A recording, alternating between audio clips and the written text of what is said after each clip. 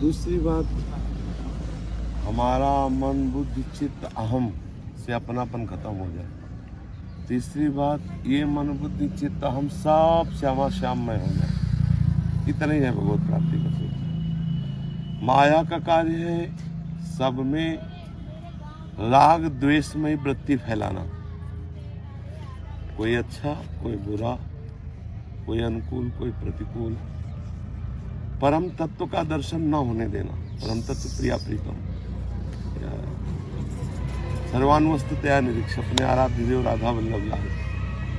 ये जितना आप चेप है, जितना सब देख रहे हो, एक वही परमात्मा तत्व सब कर रहा है।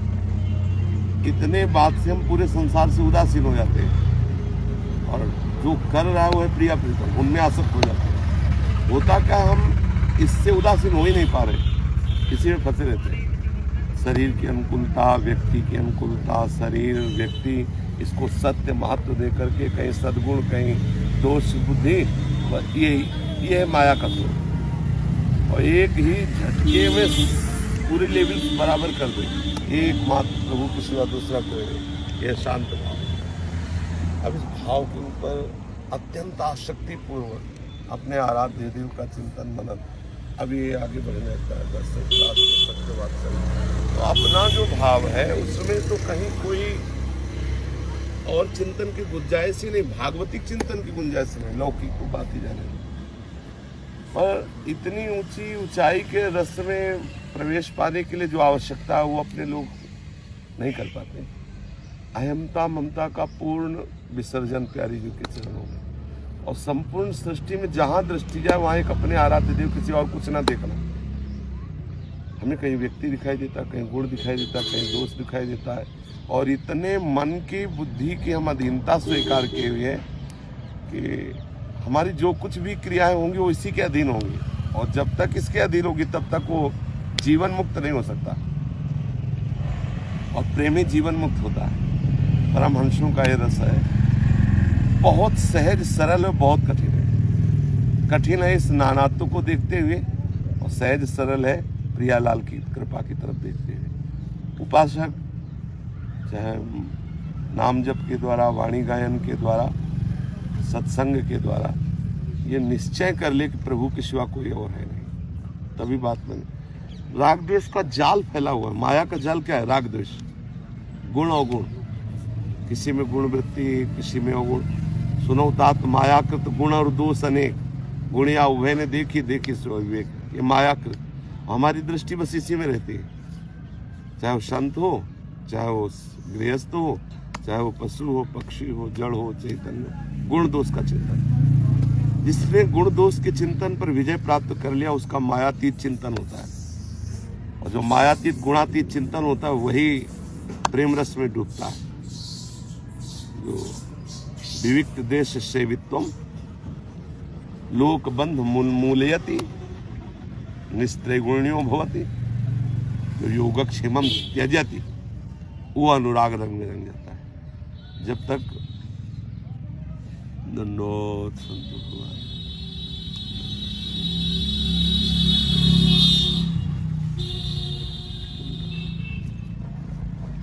जब तक गुणों का चिंतन और दोषों का चिंतन है तब तक वो माया का चिंतन है, और जब गुण दोष रहित होकर केवल इष्ट का चिंतन है तब ये मायातीत चिंतन है। जब तक मायातीत चिंतन नहीं तब तक हम अपने को भक्त न समझ ले।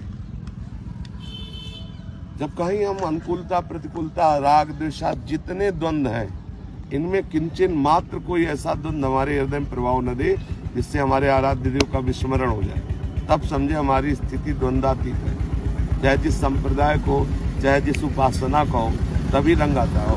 बड़ा कठिन है।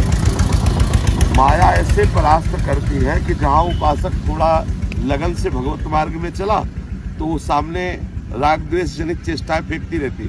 कुछ दिनों बाद उपासक हार जाता है, और हार करके वो प्रभु की शरण नहीं होता, माया की ही शरण में रहे। वो सोचता है अब तो किसी तरह गुजारा करना है, बस जीवन पार करना है। वो लड़ना हार जाता है। वो अपने चिंतन में परास्त होकर के जो स्वाभाविक माया का चिंतन हो रहा है उसी में राजी होने लगता है, खान पान। तो इसी से दम्भ का प्रादुर्भाव हो जाता है, इसी से पाखंड का प्रादुर्भाव हो जाता है। यदि साधक गुरु चरणों का आश्रय लेकर बराबर युद्ध करता रहे और इन वृत्तियों को परास्त करके एकाकार वृत्ति, एकमात्र अपने आराध्य देव का चिंतन, फिर जब उसे भगवदानंद मिल जाता है तो उसे कोई परास्त करने का कहीं कोई सूत्र ही नहीं है। जिसे एक बार भगवदानंद मिल गया फिर परास्त होने वाला नहीं। जैसे शीतल महान जलाशय के प्राप्त हो जाने पर कोई छोटे मोटे गड्ढे की तरफ नहीं देखता, ऐसे परमानंद स्वरूप आनंद सिंधु प्रभु कैसे है, जो आनंद सिंधु सुख राशि, और ये त्रिभुवन का सुख कैसा है, सीकरते त्रैलोक सुपासी।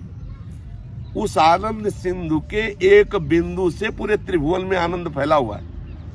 और हम आनंद सिंधु के वो दास हैं, आनंद सिंधु की उपासना में हमें कोई माया का क्षेत्र घसीट ले, हर रूप धारण की मेरा प्रीतम है।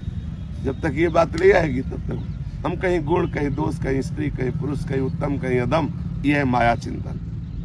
जब तक ये माया चिंतन नहीं छूटेगा तब तक आराध्य देव का अखंड चिंतन नहीं, और आराध्य देव का अखंड चिंतन अव्यावृत भजना, अखंड स्मृति से ही श्री सेवक जी महाराज कह रहे हैं, श्री हरिवंश नाम सब सिद्धि, सवे रसिक बिलसय नो निधि, भुगतय और देहि न जाचहि। नाम से कौन सी सिद्धि प्राप्त हो गई, उसके खुले नेत्रों में वृंदावन दिखाई दे रहा है, खुले नेत्रों में प्रिया प्रीतम दिखाई दे रहे हैं, उसके हृदय में प्रिया प्रीतम के सुख के सिवा और कोई बात, ये सिद्धि हरिवंश नाम की सिद्धि, ऐसा महान प्रेमानंद उसके हृदय में स्फुरित होता है, उसे फिर किसी अन्य का आश्रय नहीं लेना पड़ता, खूब डूबा रहता है उसी आनंद में। और देहि जो उनके समीप आ गए उसे प्रेम में डुबो देते हैं, न जाचहि, उनको किसी से आकांक्षा नहीं करनी होती, लोक की नहीं, परलोक की नहीं, महान आनंद की, भुगतय और देहि न जाचहि। वो लोक व्यवहार के शरीर के भरण पोषण से निश्चिंत रहते, पोषण भरण न चिंत कराए, श्री हरिवंश विभव बिलसाए, श्री वृंदावन की माधुरी। सबसे पहले उपासक को ये काट देना चाहिए, चिंतन हमारा गुण जनित या दोष जनित ना हो। मेरा ही इष्ट इन सब रूपों में खेल रहा है, कहीं रागात्मक लीला हो रही, कहीं द्वेषात्मक लीला हो रही, कहीं गुणमयी लीला हो रही, कहीं दोषमयी लीला हो रही, और हम इन लीलाओं के उपासक थोड़ी है, हम तो गुणातीत लीला के उपासक है। तो ये लीलाएं ऐसी देखी, बस उनको तुरंत एक सेकंड भी उनमें नहीं टिकना, अगर टिक गए तो उतने मलिन कर देगा चिंतन को। खास बात होती है चतुर उपासक, इसीलिए तैल धारावत अखंड चिंतन, निरंतर चिंतन, सत्कार पूर्वक चिंतन, दीर्घ काल तक चिंतन, तो फिर ये वृत्तियां नष्ट हो जाती, फिर परमानंद। अभी क्या होता है कि अपने लोग इसी धरातल में, लोक व्यवहार के धरातल में, लोक व्यवहार के धरातल से हम किसी भी संप्रदाय के हों तो जो आचार्य द्वारा प्रदत्त रस वो थोड़ी मिल जाता है। लोक बंध मूलयति, लोक के जितने व्यवहार बंधन जड़ से उखाड़ फेंके, तब वो प्रेम रस की तरफ आगे बढ़ता है। साधक को सबसे पहले सावधानी रखनी चाहिए, माया जनित चिंतन से बचना, व्यक्ति के चिंतन से बचना, अनुकूलता प्रतिकूलता के चिंतन से बचना। हम जिनके आराधना में है उनके सिवा कोई है नहीं, इसी चिंतन से हम सब डिलीट कर देंगे, सब हटा सकते हैं, दूसरा कोई उपाय नहीं। सर्वानुवस्तु तया नहीं। आचार्य चरण इसलिए कह रहे, ये क्रूरा अपिपापिनो न च सताम संभाष्य दृश्या से। साधु संत महात्माओं में तो भगवत बुद्धि हो सकती है, लेकिन दुष्ट हैं, जो नीच हैं, जो पापी गंदे आचरण करते हैं, उनमें भी भगवत बुद्धि हो, तभी हम आगे बढ़ेंगे। ये क्रूरा अपिपापिनो न च सताम संभाष्य दृश्य, जो भाषण करने योग्य नहीं, देखने योग्य नहीं, ऐसे गंदे आचरण करते हैं, वो भी मेरे राधा वल्लभ लाल ही हैं, पक्का ऐसा विश्वास करके आगे बढ़े, नहीं तो फंस जाएगा। क्योंकि जरा भी राग द्वेष चिंतन हुआ, गुण दोष चिंतन हुआ, तो आप अपने आराध्य देव के चिंतन में डूब नहीं सकते।